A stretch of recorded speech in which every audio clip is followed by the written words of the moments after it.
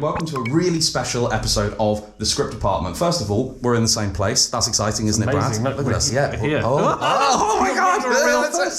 It's thrilling. But what we're going to be doing today is you will find that we are often picking apart screenwriting from the point of view of screenwriters. We're looking at films, we're looking at things like that, and we're reviewing them. But what qualifies us to do that? We have told you from day one, we're all professional screenwriters here, and so we pick it out from that point of view. So today, it is money where our mouth is time, isn't it, Brad? It is. I'm a bit worried. I'm worried too. We are undertaking the D20 screenwriting challenge that we made up. And what we're going to be doing, we've got a series of different columns here. We'll refer, of course, to our friend John, the mannequin, the Cyclops mannequin, who is overseeing everything here. We're going to roll a D20 and we're going to find things like genre, we're going to find things like location, what the protagonist is, and then prominently including a particular item or thing or something. And then we are going to write the bones of a story live, properly here, largely unedited. We will do a bit of editing, but largely unedited. Single take, I think. Single take. We'll do a single take. To see if we are able to construct a story. We're then going to go away. I'll take some. Brad's going to take some because we're going to do a few of these. And we're going to go away and we're going to write the story for you. Then we're going to record them professionally, get them all nicely produced up for the scripted podcast that you will also hear that we do. So you're going to have here the end-to-end production from idea all the way to completion of a screenplay. It's pretty bold, I'd say. I mean, it's exciting but bold. There are some slight nerves in the room. Probably not mine. I think it's more Marcus. I'm terrified. But I'm shaking. Yeah, I think it's going to be an exciting experiment to see what we can come up with. So what we're going to do is we're going to roll the dice. We're going to roll the D20, the big amber D20, and we're going to pick different things. So if we go over here, so we're going to go to Cyclops Cam.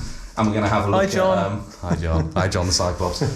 We're going to have things like this. So we've got 1 to 20 down here. The rules are as follows. We can roll 5 times. We've got 4 columns. We're going to roll 5 times. The last time we roll, we can choose any column we like. The second rule is once an item has been used, it cannot be used again. So we have to cross it off. If we get the genre number 10, romance, we can... I've thrown my pen on the floor.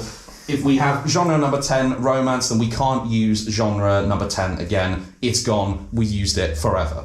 The third rule is number 20 is a you choose option on all columns. So we choose a genre, but only from the ones listed above. So if we roll a 20 on the D20, we can pick any genre in that list apart from ones that we have already used, which doesn't apply right now.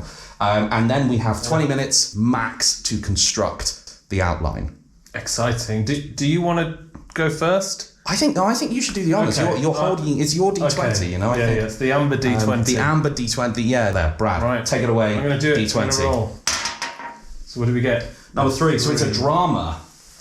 A drama. Okay. Right, Interesting. Do you want to do the next one? I'd love to do the next one. I'm thrilled about this. So this is for rolling for location now.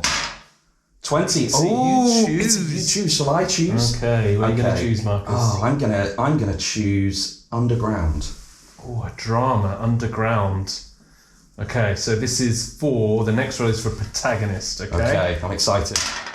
Number 7. What have we got there? That's a 1. Is that 1? 1. Blue collar. A blue collar underground drama. Okay. Wow. Okay. All right, lovely. And then this must prominently include. This story must prominently include number 16, a certificate. Okay. All right. Okay, and then we get a chance to re-roll and add something to this. So we can either add an extra like subgenre, an extra part to location, an extra protagonist or main character, and then must prominently include. I think I'm going to go for genre. Oh, are you? Do a genre mix on okay, this one. go for it. 11, crime. It's a crime drama. Okay. It's a crime drama, underground, including a blue collar worker and a certificate. Great. This is what we're going. So the format we're going for is short film, right? So we're going to go for like a 10-minute, 11-minute, 12-minute short film.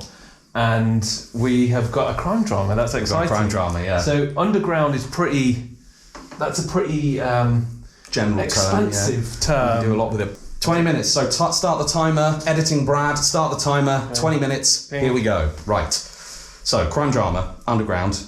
Underground is expansive, as you said. Yes. So are we going to try and nail that down first? Because that can mean in a tunnel, it can mean out of the realms of society. Yeah, that's so true. It can mean all sorts of things. So, okay.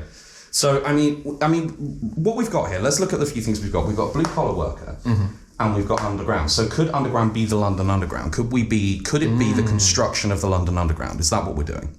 That's quite interesting, yeah, because that is very underground and it's in the underground. It is. I mean, the word underground is frequently stated there, which is always good. So you're talking a period... Yeah, I think period crime drama. Yeah. That's nice. So, what other executions of underground have we got? Because I really like that one. Are there... What else have we got? So it could be the post-apocalyptic. You've got the whole of the world now living underground because we managed to destroy our ecosystem. Yeah, we could do. So, but hang on. Or do we want to go? Because if we've got a blue collar worker, are we talking the? Are we saying that this is the? Are we saying this is the construction of the London Underground? We got somebody underground digging something, and something goes terribly wrong for that individual. Or do we want to go off in a different direction? What do you think? Because it's a short, I guess we can be relatively abstract with what we're doing. Mm-hmm. So yes, we could go either of those. Mm-hmm. But also post-apocalyptic, we don't have to set the tone so much. Sure. They can just exist in a post-apocalyptic underground environment. Yeah. I think the first thing that jumped to my head for that is if they're someone framed for murder in this environment we're not familiar with. Yeah, I like that. It might give us a lot of, I don't know, I guess rope to hang ourselves with, but it might give us a lot to play with there. Are we overcomplicating things though? Because I mean, if we've got a 10-minute short, do we want to go into the rules of a society, or do we want to go down a slightly more straightforward route? Maybe it's somebody is. Well, no, we could do that, I suppose. If someone's running from the law, they're underground, everything's underground. I suppose we don't need to embellish it any further, do we? So yeah, actually, that would work. So, okay, so someone running from the law.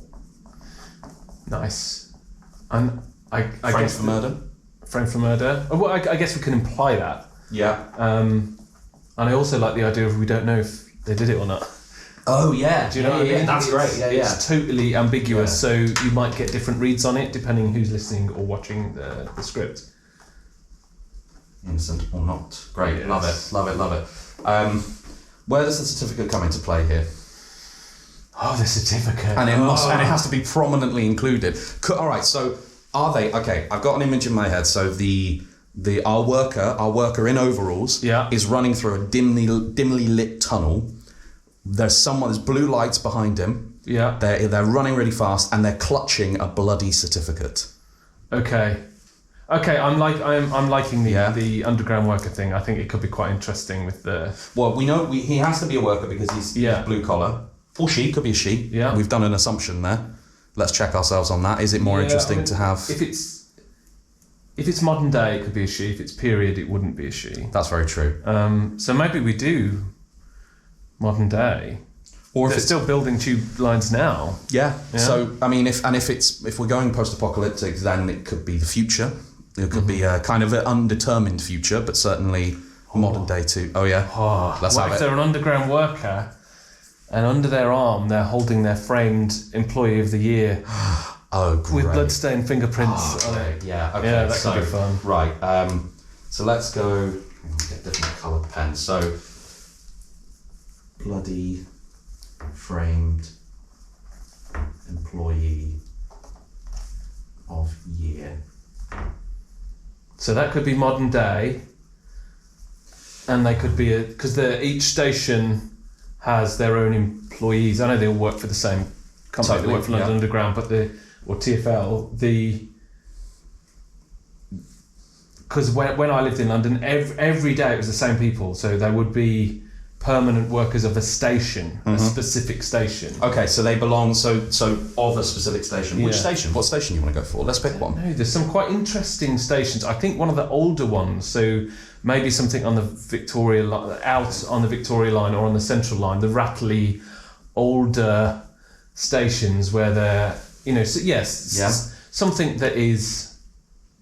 Something that's aged, something that's crumbling. Decrepit, I think the new shiny ones with the air conditioning wouldn't quite suit it's not quite the aesthetic, is it? No. Are we going post-apocalyptic still? I don't know. I think with the London Underground slant, we don't need it. That's got its own. It's got its own tone and its own thing going on, because you would have potentially passengers. Are they running down a tunnel or are they on a train? I think they're in a tunnel. I don't know why. I've got tunnel in my head. But dogs barking. If you imagine though they're running, because once you're on that train and it's going, it's not. They can't just stop it. Unless that's because what another happens. train might hit it. But unless that's what happens, maybe. So if they're on a train and they're looking around them, they're clutching the certificate, they're trying to hide the bloodied handprint on it, and they're looking around them. They're in the high-vis jacket and everything, and they're looking around them, and everyone's looking at them. The paranoia's creeping in. They're like, "What's going on?" And then suddenly an announcement. The train kind of grinds to a halt. The lights flash. And they're like, sorry to announce, ladies and gentlemen, but this train has had to stop due to an accident on the line or something like that. Okay, yeah. And then she's like, oh shit, this is about me. Yes. Okay. Do you think? I like the in-between stops thing. Yeah. I think there could be something quite, for anyone who's got on a short stop for a train or a tube or whatever, or a tram, you hop on, you're then locked in that little room with those people. They're your travelling companions, and then you get to the next station, and then a bunch of people get up and it changes. Yeah. So there is a period of time here in between stops where you're stuck. Someone runs on, the doors close and the train leaves, and we could see the police or whoever, the station security or whoever chasing them, and then they sit on the train. And then what if they just have a conversation with someone in between stops? So they are then. So like, oh, what have you got there, kind of thing, and why is it covered in blood? You could almost try and. Was that paint? Have you been painting? Yeah, they could be the audience surrogate. Yeah. Because I know when I've been on a tube train before, and something's happened, they generally had to get to the next stop, so the police could be waiting. Okay, so let's track it back then. So she's getting on. So she's running. So she's running onto the station platform. I apologise, ladies and gentlemen, for my appalling handwriting. I really am sorry about this. So running onto the platform from police. Nice. Just makes the train. Yeah. Awesome. So they jump on, doors close. Yeah, and you get to see the frustrated detective, like, what are you doing? Yeah, I mean, you could even get like a stop the train, we can't stop the train, we've got another one coming into the station. Totally. Get officers to the next station. We'll push it there. Okay. So she's on the train, and who does she sit down next to? I don't know. There are many tropes we can follow here. Like, is it a child? And obviously with their parent, but the innocence of a child asking questions is an interesting mechanic. It would be a lovely undercut as well if you get the drama of how she just gets there. She's like panting, it's going, and she turns around, and the child's like just looking up at her. I think that's fun. That could be quite interesting. So it could be a child. Could be an elderly person as well. Could be. You could have that same thing. Yeah. You might have a slightly greater depth of conversation that you could get from a... Yeah, that's nice. Unless it's a child on their own. Because some children take the tube on their own to school. So it could be a school-age child, because then I think there'd be a bit more backwards and forwards, like, why are you on your own? Yeah, absolutely. So, mum has to work early, so... And, you can really sell in there... Totally, two stories, like an exchange of... Yeah. You know what? Okay, so she sits down next to the child, like the child thing, sits down next to the child, they have a really pleasant conversation. And then the train is stopped by the police, presumably, in between stops, and they're trapped there, lights are flickering and everything, and the child becomes frightened, and you then put this potentially innocent woman in a situation where she is almost forced into a hostage situation, and she takes she's forced into taking the child hostage on the train. Yeah, nice. Okay, so I guess we're then leaning into the idea that she's doing something criminal in the moment, which isn't. Yeah. That doesn't necessarily have to be a wrong thing, but I think if we're going for the ambiguous. She's already run. Yeah, that's a good. She's point. already run from the police. So she's already committed to. Oh, we're at 9 minutes, Brad. We're getting there. Yeah, we're getting there. So she's already run from the police at this point. She has done something criminal already. She's committed to being on the run. The reason is ambiguous, and we don't need to go into that. But whatever she is doing, she thinks she's doing the right thing, and she thinks she's doing the right thing. So, in that sense, then just makes the train. Child, school age, looks up. Because I'm just wondering if there is. Because I think then to have a hostage, if we're going for like 9 minutes, a bottle movie effectively. Yeah. Or 10 minutes, 11 minutes, like a short film. Sure. Are we giving ourselves too much of a problem to solve here? Unless we don't solve the problem, and that's the kind of climax.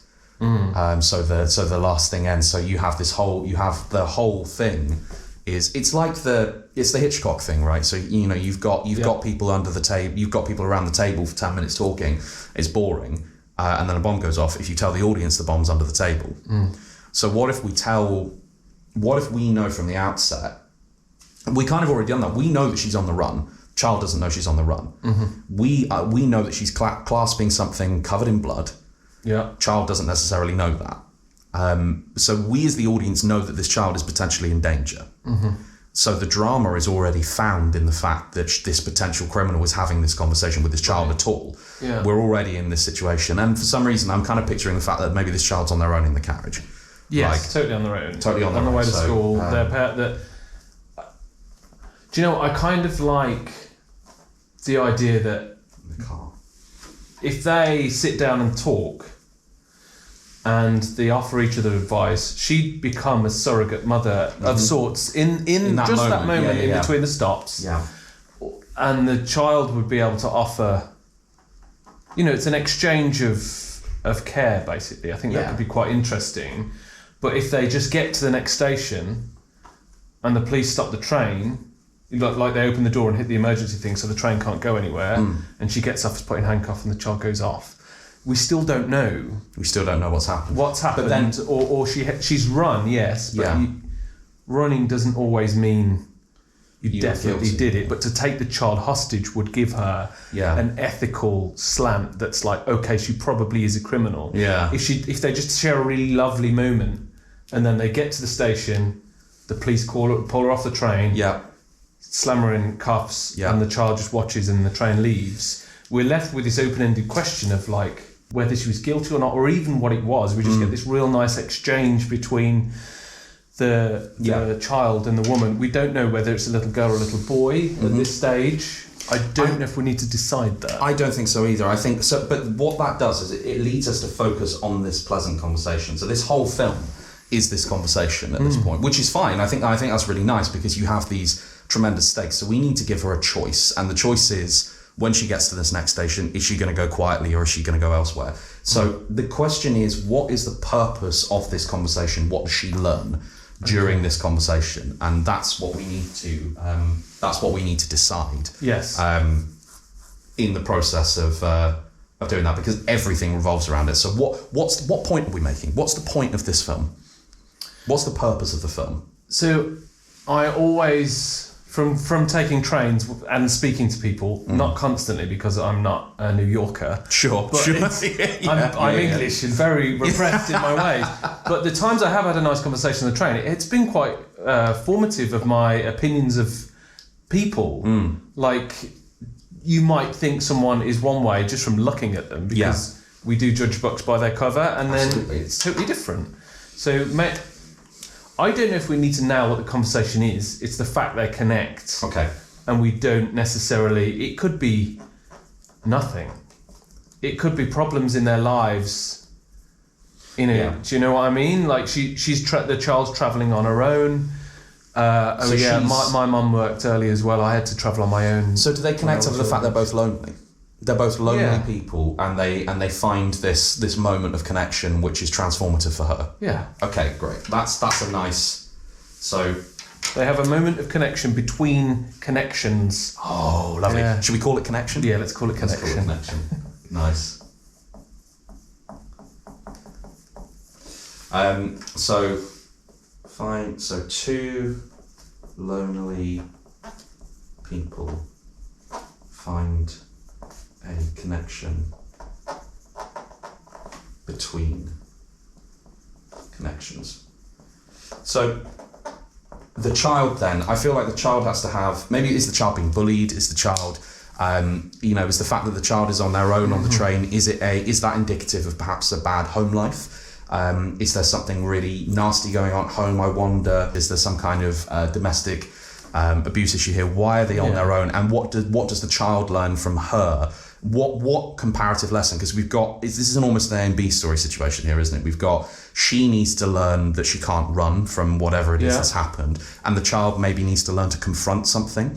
So, because I think maybe we could do, again, ambiguity seems to be the theme here, but if there is a suggestion of trouble at home, or if there's a suggestion of self-harm, or the child can be uncomfortable about talking about it, and it could become a conversation of generality. Yeah, absolutely. And she can offer implied. So this whole thing is a show don't tell situation, isn't it? Exactly. This is an undercurrent of dialogue, and things are happening there below the surface that are not expressly stated.